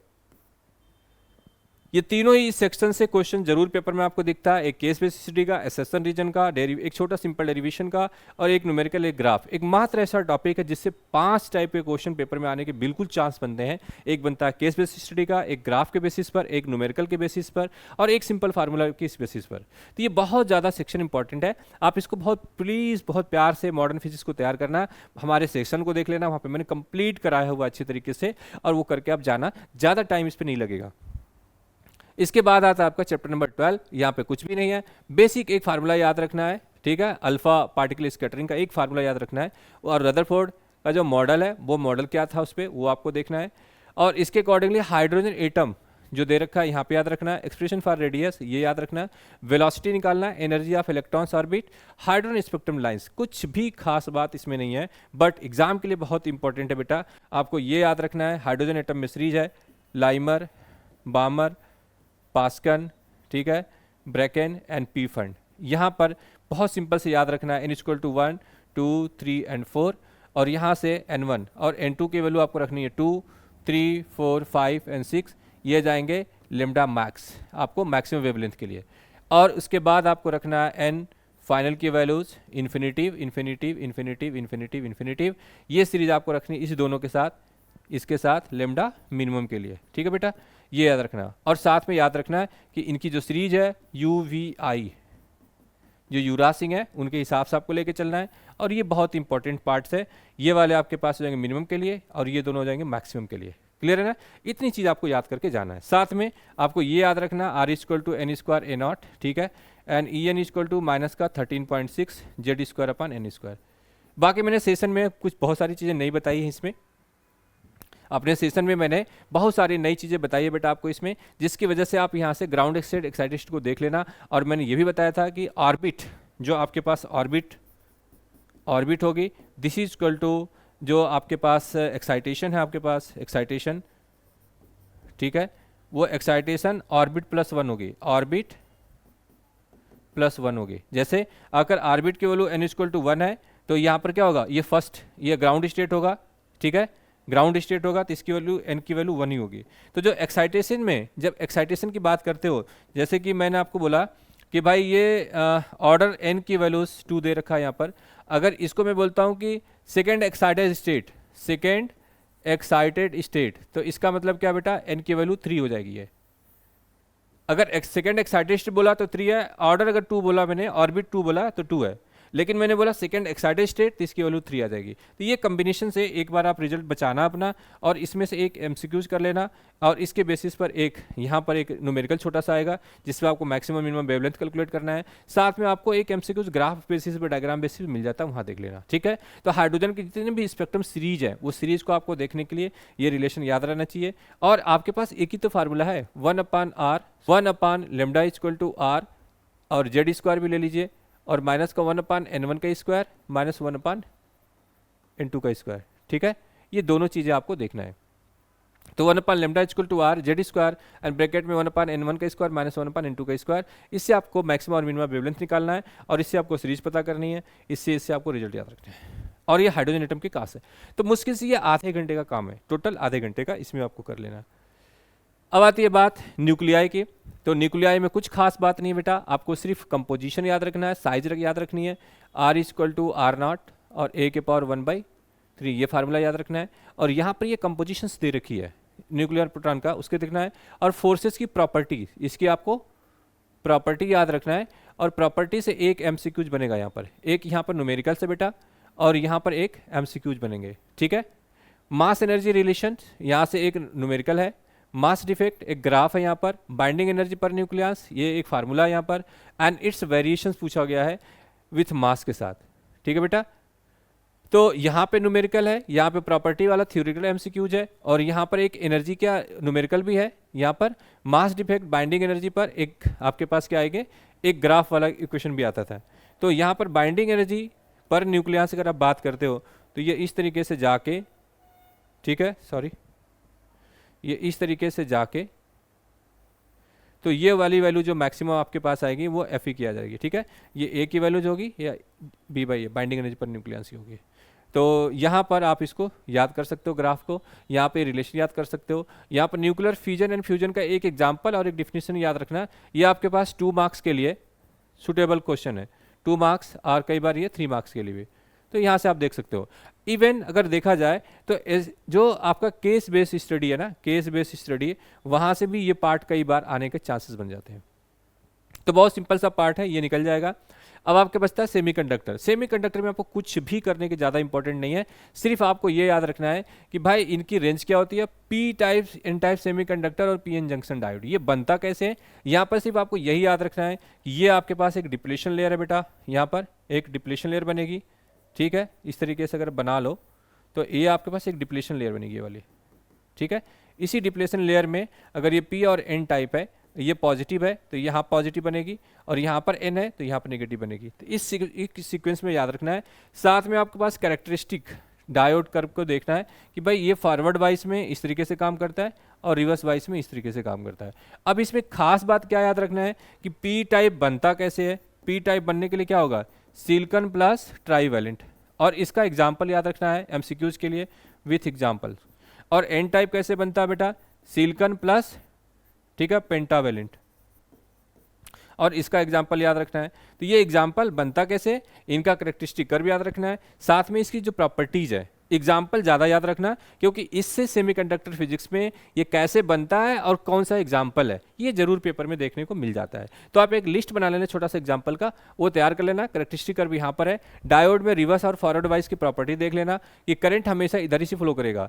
अगर उन्होंने इस तरीके से कोई डायोड लगा रखी है छोटी सी, और यहाँ पर कोई उन्होंने रेजिस्टेंस दे रखा है, अब वो कह रहे हैं कि भाई ये V1 और V2 है, ठीक है। यहाँ से अगर V1 अगर लेस देन V2 है तो इसमें करंट फ्लो नहीं करने देगा ये, क्योंकि ये रिवर्स वाइज हो जाएगा। लेकिन if V1 is greater then V2 है तो ये करंट फ्लो कर जाएगा, क्योंकि ये फॉरवर्ड वाइज में काम करेगा। ये बात आपको याद रखनी है। इसी बेसिस पे 3 आपको एमसीक्यूज और 1 न्यूमेरिकल मिल जाएगा। क्लियर। चांसेस लॉजिक गेट्स के आने का चांसेस नहीं बनता वैसे, क्योंकि वो डायोड से ही बनते हैं, पर लॉजिक गेट सिलेबस में मेंशन नहीं है। पर फिर भी आपको एंड गेट, ऑन गेट और एंड और नॉट याद रखना है बेसिक फंडामेंटल के लिए। कई बार वो ट्रूथ टेबल या कई बार वो सिंबल देके आपसे पूछ सकते हैं, या आउटपुट देके पूछ सकते हैं कि कौन सा लॉजिक गेट है। क्लियर। तो इस तरीके से आप इस चीज़ को देख लेना। आपकी ये सारे सिलेबस 14 यूनिट्स के बता दिया। अब मैं आपको फाइनली बताने जा रहा हूँ कि बेटा जो आपके पूरे 14 चैप्टर हैं यहाँ पर, इसमें से आपको जो मेहनत लगनी है वो सबसे ज़्यादा मेहनत लगना है चैप्टर 1 में, और आपको लगनी है मेहनत चैप्टर जो आपका रे ऑप्टिक्स का पार्ट है वहाँ पर। तो रे ऑप्टिक्स और इलेक्ट्रोस्टैटिक्स इन सब में डेरिवेशन प्लस न्यूमेरिकल के साथ ज़्यादा है। तो जितने डेरिवेशन में, जैसे आपने इलेक्ट्रोस्टैटिक्स की हम बात करते हैं, वहाँ पे गॉस लॉ ऑफ इलेक्ट्रोस्टैटिक्स है, वहाँ पे 3 सेक्शन के एप्लीकेशन वाले पार्ट हैं, वो सबसे पहले याद तैयार कर लेना। और उसी चैप्टर में एक और पार्ट है डायपोल मोमेंट के लिए इलेक्ट्रिक फील्ड निकालना, वो बिल्कुल तैयार कर लेना बेटा, वो पेपर में बिल्कुल आपको देखने को मिल सकता है। बात आती है डेरिवेशन की। अब भाई पूरे सिलेबस में जो फिक्स डेरिवेशन है पेपर में आने वाले, वो डेरिवेशन की मैंने आपको लिस्ट प्रोवाइड कर दी कि भाई देखो बोर्ड के एग्जाम में जाने से पहले एटलीस्ट बेटा ये डेरिवेशन तो जरूर कर लेना। पहला डेरिवेशन आपके पास है बेटा चैप्टर 1 में है, electric field due to the dipole to axial and equatorial point, Gauss theorem and its application. ये दूसरा डेरिवेशन आपके पास है, infinity long straight wire, uniformly charge infinitive और यूनिफॉर्मली चार्ज थिन फिल्म। तो डेरिवेशन 1, डेरिवेशन 2, ये 2 डेरिवेशन चैप्टर 1 से पहले कर देना सबसे पहले तैयारी में डेरिवेशन के टाइम पर। दूसरे चैप्टर की अगर हम बात करें इलेक्ट्रिसिटी पोटेंशियल एंड कैपेसिटर की, तो यहाँ पर आपके पास 2.4 इलेक्ट्रिक डायपोल्स वाली बात को करना है डेरिवेशन। बस जो मोस्ट इंपॉर्टेंट डेरिवेशन आपका है सिर्फ मैं वही बता रहा हूँ, उसी चीज़ को आपको करना है, उससे ज़्यादा नहीं। ठीक है बेटा। और चैप्टर नंबर 3 में देखा जाए तो सिर्फ आपका drift velocity, mobility and then relations, derivation के नाम पर छोटा सा यही चीज़ है। और एक आपका रेजिस्टिविटी एंड कंडक्टिविटी में रिलेशन है, पर ये दोनों पार्ट वाइज में होंगे बेटा। इसके साथ न्यूमेरिकल भी देखने को आपको मिलेगा। ठीक है, इसके साथ न्यूमेरिकल भी आपको देखने को मिल सकता है। अब आती बात चैप्टर नंबर 4 की। बायो-सेवर्ट लॉ फिक्स है, एम्पियर्स लॉ है, डेरिवेशन किसी के नहीं करने हैं। यहाँ पे लॉन्ग क्वेश्चन का करने का मतलब है कि कोई एप्लीकेशन सेक्शन में जाएगा तो 1 और 2 दोनों का फार्मूला प्लस उसका एप्लीकेशन को मैं डेरिवेशन का पार्ट कह रहा हूँ। तो आपको चैप्टर नंबर ये 6 और 7 डेरिवेशन नंबर जो आपको दे रहा हूँ ये आप कर ले रहा। क्लियर? इसके बाद आता है force and moving charge, magnetic field, ये होने के चांसेस है। एक डेरिवेशन आपका है पूरे चैप्टर की, मैं पूरे सिलेबस के सारे डेरिवेशन की बात कर रहा हूँ कि कितने डेरिवेशन है आपके पास, उसके हिसाब से आपको टिक करके दे दिया मैंने। Force on a moving charge in a uniform magnetic and electric field, ये वाला रिलेशन, और टार्क एक्सपीरियंस वाली बात, ये डेरिवेशन आपके पास यहाँ पर है। तो इसमें दो ये डेरिवेशन, चैप्टर 2 में एक डेरिवेशन ये इंपॉर्टेंट, चैप्टर 3 में से 2 डेरिवेशन, चैप्टर 4 में से ये 1, 2, 3 एंड 4, ये 4 डेरिवेशन आप कर लेना। 4 डेरिवेशन में अगर सबसे इंपॉर्टेंट इस स्क्रीन पर बात करूं तो मुझको सबसे ज़्यादा इंपॉर्टेंट डेरिवेशन ये वाला लगता है। ये आपके पास मोस्ट इंपॉर्टेंट डेरिवेशन है जो कि बोर्ड के एग्जाम में आने का चांसेस बिल्कुल बन रहा है, इसका वो आ जाएगा। और इन तीनों की अगर मैं पार्ट में बात करूं तो मुझको इस बार ये वाला सबसे ज़्यादा इंपॉर्टेंट लग रहा है कि ये स्फेरिकल के लिए आपको इलेक्ट्रिक फील्ड इसके एप्लीकेशन सेक्शन निकालना पड़ जाएगा। ठीक है, अगर मैं बात करता हूं इस बात की मैग्नेटिज्म एंड मैटर्स की, तो यहां पर एक सिंपल सा पार्ट्स है मैग्नेटाइजेशन ऑफ मटेरियल, रिलेशन के पॉइंट ऑफ से बात कर रहा हूं। इस रिलेशन प्लस टेम्परेचर और मैग्नेटिक प्रॉपर्टीज प्लस न्यूमेरिकल, ये मिलके एक आपका शॉर्ट आंसर क्वेश्चन और लॉन्ग क्वेश्चन में जा सकता है। इंडिविजुअली इस पे कोई डेरिवेशन पार्ट्स नहीं है, बट आपको एक सिंपल सा डेरिवेशन कर लेना है ताकि इसके रिलेशन इसके न्यूमेरिकल के साथ अगर एक आपका शॉर्ट आंसर बने तो आप कर लो। इलेक्ट्रोमैग्नेटिक इंडक्शन में derive the relation in electromagnetic induction for induced EMF and current, Lenz law, ये एक डेरिवेशन का पार्ट है जो कि इंपॉर्टेंट है। Derive the relation for self and mutual inductance, ये भी इंपॉर्टेंट है बट ये उतना इंपॉर्टेंट नहीं है जितना कि इस इंपॉर्टेंट है। तो चैप्टर नंबर 6 में पहला डेरिवेशन सबसे इंपॉर्टेंट है, इसमें आपको शॉर्ट टाइप का करना है, छोटा सा डेरिवेशन ज़्यादा नहीं है, ये उतना इंपॉर्टेंट नहीं, इस दोनों कंपैरिजन में ये ज़्यादा इंपॉर्टेंट है। तो जो ये इंपॉर्टेंट डेरिवेशन नहीं है, इट मे बी कि ये केस बेस स्टडी में चला जाए, केस बेस स्टडी में चला जाए, ठीक है, इसमें चला जाए। अल्टरनेटिव करंट में derive the relation between the alternative current peak value RMS का, एक साथ ही ज्वाइंटली है ये सब एक साथ कि एक ही बार आप करो स्टार्ट, दोनों खत्म। Derive the relation for the resonance condition and power in AC circuit and power factor, तो ये पार्ट्स आपका इंपॉर्टेंट हो सकता है, यहाँ पर लॉन्ग क्वेश्चन के लिए पार्ट्स में हो सकता है। चैप्टर नंबर 8 की बात करें, नो नीड एनी डेरिवेशन, खुश होने की जरूरत नहीं है। आ गया रे ऑप्टिक्स, रे ऑप्टिक्स के जो डेरिवेशन है वो सबसे ज़्यादा है, सबसे ज़्यादा है, इसलिए यहाँ पर गेस करना बहुत जरूरी है। पहला डेरिवेशन आपके पास है reflection eight a convex spherical surface, derive the relation, इस रिलेशन का प्रूफ आपको करना है बेटा। इसके लिए मैं जो गेस करूंगा, मैं ये कहूंगा कि पहला 1 ज़्यादा इंपॉर्टेंट है, बाकी आपके पास टाइम मिलेगा तो आप कर लेना, बाकी ये दोनों 3 डेरिवेशन है इसी पार्ट्स पर, इसमें 1 पहले सबसे ज़्यादा इंपॉर्टेंट है। अगर मैं बात करता हूँ 16th डेरिवेशन की, 16वें डेरिवेशन की, तो वह reflection eight A concave spherical surface, derive the relation, this one same relation derive करना है जब आपने पहले कर रखा है कन्वेक्स के लिए, अब बात कर रहे हैं कनकेव के लिए। तो मैं कनकेव में अगर बात करूं तो मुझको सबसे पहला एक ही डेरिवेशन ये इंपॉर्टेंट लग रहा है इस दोनों के कंपैरिजन में, तो मुझको इस पूरे में से आपके पास डेरिवेशन 1, 2, 3, 4, 5 में से मुझको एक पहला ए और दूसरा ए ज़्यादा इंपॉर्टेंट लग रहा है। अगर आप नहीं करना है तो एटलीस्ट ये 2 डेरिवेशन जरूर कर लेना। अब आती है बात तीसरे वाले डेरिवेशन की कि derive the lens maker formula 1/f equal to mu minus 1 और 1 माइनस R1 माइनस 1/R2। तो इस केस में अगर मैं देखता हूं तो यहां पर double convex lens and double दोनों मिरर के लिए आ रहे हैं, इस दोनों में से एक पेपर में आने के चांस ज़्यादा है। अगर मैं गेस करता हूं इस दोनों डेरिवेशन में कौन सा पेपर में होना चाहिए तो मैं यही कहूंगा कि मुझको ये बी वाला पार्ट ज़्यादा इंपॉर्टेंट लग रहा है कि कन्वेक्स लेंस दिस वन, इसके लिए ये डेरिवेशन मुझे ज़्यादा इंपॉर्टेंट लग रहा है। तो अगर मुझे जैसे ये ज़्यादा इंपॉर्टेंट लग रहा है वैसे ये ज़्यादा इंपॉर्टेंट लग रहा है, तो इस रे ऑप्टिक्स में से 1, 2 और ये भी पार्ट, ये 3 डेरिवेशन मेरा गेस है, बाकी आप अपने मर्जी से 6 के 6 कर सकते हो, ये 6 डेरिवेशन वहाँ पर दिए हैं। अब आती है बात यहाँ पर the derivation of thin lens formula for convex lens, it form at the relation, इस रिलेशन की बात करते हैं, ये एक डेरिवेशन है। Derive of thin lens formula convex lens when form in the virtual image, तो रियल इमेज के वर्चुअल इमेज के लिए दोनों का डेरिवेशन सेम फार्मूले के लिए करना है, आपकी मर्जी है, इसमें से जो भी करो। मेरे हिसाब से ये A option is the more correct comparing to B के, ठीक है, करेक्ट मतलब ज़्यादा इंपॉर्टेंट है। Derivation of thin lens formula for convex lens when it form at a real image, ये वाला भी आपको करना है। और वही derivation derive an expression for the focal length of the combination of thin lens for the focal length of f1 f2 when separated by 1 upon f is equal to this one। ठीक है, तो यहाँ पर एक relation है 1 upon f is equal to 1 upon f1 plus 1 upon f2 minus का d upon f1 f2। ठीक है, अगर मैं सब में अपने जितने भी एक्सप्रेशन की हम बात है वहाँ पर अगर मैं उसमें कहूँ तो मुझको इस रे ऑप्टिक्स का सबसे मोस्ट डेरिवेशन ये इंपॉर्टेंट लग रहा है जो कि पेपर में आना ही चाहिए, वो मुझको सबसे ज़्यादा इंपॉर्टेंट लग रहा है। ये डेरिवेशन भी आपके पास है, बट इस डेरिवेशन पे ग्राफ और इस डेरिवेशन पे न्यूमेरिकल आ जाते हैं पेपर में, तो इस डेरिवेशन तो है बट आने के चांसेस इसके कम बनते हैं क्योंकि इसके बेस पर न्यूमेरिकल जरूर आता है रे ऑप्टिक्स का, जिसमें एक छोटा सा डायग्राम बना होगा, इस पर एक रे लाइट आई होगी, इसका एक थीटा दिया होगा, इसका ए दे रखा है और इसी से पूछा जाएगा रिफ्लेक्टेड इंडेक्स की वैल्यूज, तो वो आपको निकालना पड़ता है यहाँ पर। अगर मैं डेरिवेशन में इसकी बात करूं जहां तक आप पहुंच नहीं सकते, तो उसमें माइक्रोस्कोप्स एंड एस्ट्रोनॉमिकल टेलीस्कोप की अगर हम बात करें, ये सबसे ज़्यादा इंपॉर्टेंट मुझे लगता है। So that they are magnifying power की बात करूं तो इस पूरे सेक्शन में आपके पास जो आगे का डेरिवेशन है वहां पर एक पार्ट्स यहाँ पर, तो एक डेरिवेशन ये, ठीक है, और एक डेरिवेशन ये।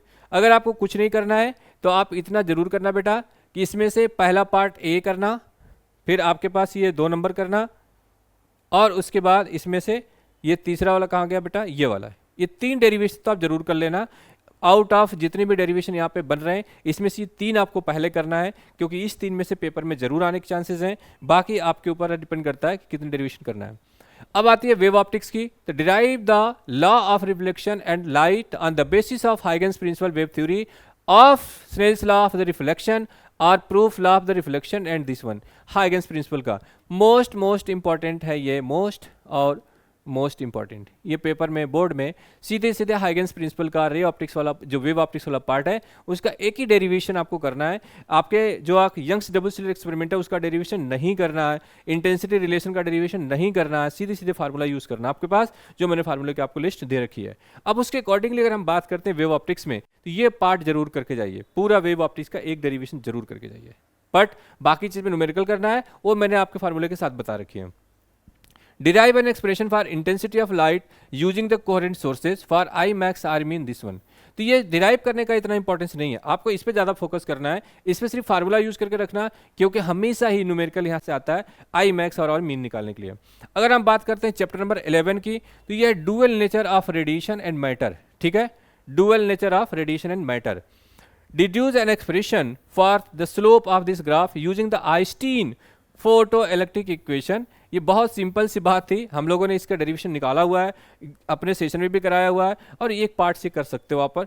दूसरा इंपॉर्टेंट है derive the de Broglie equation for material particle and deduce N expression for the de Broglie. ये इस पार्ट का सबसे इंपॉर्टेंट डेरिवेशन है। यहाँ पर डी ब्रॉगली के लिए रिलेशन जरूरत पेपर में आता है, और ये वाले चाहे ना आए, ये तो न्यूमेरिकल में भी आ सकता है, बट ये डेरिवेशन इस चैप्टर से बनता है, इस सेक्शन से ये डेरिवेशन बनता है। बाकी तो बहुत सिंपल बेसिक पार्ट है, और उसके अकॉर्डिंगली देखा जाए एटम्स में कोई डेरिवेशन की बहुत ज़्यादा इंपॉर्टेंस नहीं है। अगर आप पास टाइम है तो आप ये एक्सप्रेशन डिराइव कर देना रेडियस के लिए भी, हाइड्रोजन एटम्स के लिए on the basis of Bohr atomic model, अगर आप पास टाइम होगा तब। अदरवाइज इस पार्ट से आपके पास एमसीक्यूज, फार्मूले, न्यूमेरिकल्स ये सब सफिशिएंट मात्रा में है, इसलिए आपको यहाँ से डेरिवेशन करने की इंपॉर्टेंट नहीं है। वैसे ही आपके पास derive the expression for the binding energy of the nucleus and so that its variation with mass, इस डेरिवेशन को भी करने की कोई ज़रूरत नहीं है।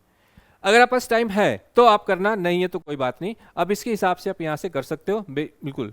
और यहाँ पर भी कुछ नहीं है, डेरिवेशन का पार्ट कुछ नहीं है, तो आपको बहुत सिंपल आसानी से बहुत अच्छे तरीके से तैयारी कर लेना।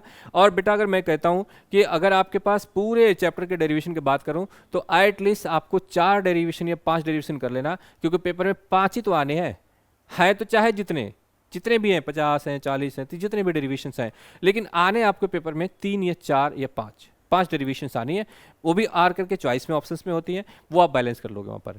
तो आपको ध्यान रखना है तो बेटा जब आप प्रिपरेशन करो एग्जाम के लिए तो आपको एसर्शन रीजन के हिसाब से भी देखना है, केस बेस्ड स्टडी के हिसाब से देखना है, और आपको short answer, very short answer और लॉन्ग आंसर 3 केसेस के देखने हैं, प्लस एमसीक्यूज के साथ भी आपको देखना है। तो इस सब को देख करके ही आपको प्रिपरेशन करना है। जो आपके सारे डेरिवेशन का पार्ट है वो मैंने बता दिए, इंपॉर्टेंट जो एग्जाम में आना आपको मिलना चाहिए वहाँ से, न्यूमेरिकल का बता दिया मैंने, फार्मूले कहाँ से मिलना चाहिए, सिलेबस में से क्या क्या करना क्या नहीं करना, वो सारी चीज़ें मैंने आपको डिटेल्स एक्सप्लेन कर दिया। इसके हिसाब से आप अपनी प्रिपरेशन तैयार करो। कहीं भी कोई प्रॉब्लम आती है किसी भी टॉपिक्स में तो उसको आप क्या कर सकते हो, हमारे एक्सपायरिंग एसेस का जो वहाँ पर यूट्यूब चैनल है वहाँ जाके इसके चैप्टर वाइज डिटेल से डिफिनीशन, डेरिवेशन और एप्लीकेशन सेक्शन प्लस न्यूमेरिकल के साथ कंपैक्ट बना हुआ है। गुड क्वालिटी ग्राफ्स भी दे रखे हैं वहाँ पर, और बहुत ही ज़्यादा फेवरेट जो क्वेश्चन है बोर्ड के वहाँ एक्सप्लेन किए गए हैं, आप वहाँ से देख करके कंप्लीट तैयारी कर सकते हो। तो आज की सेशन में इतना ही। Thank you so much and all the best for your examination, hope for the best. हम उम्मीद करते हैं कि आपका एग्जाम बेहतर जाए और हमारी इस सेशन से आपको काफ़ी सपोर्ट मिले और आपका फ्यूचर भविष्य अच्छा हो। Thank you so much and all the best.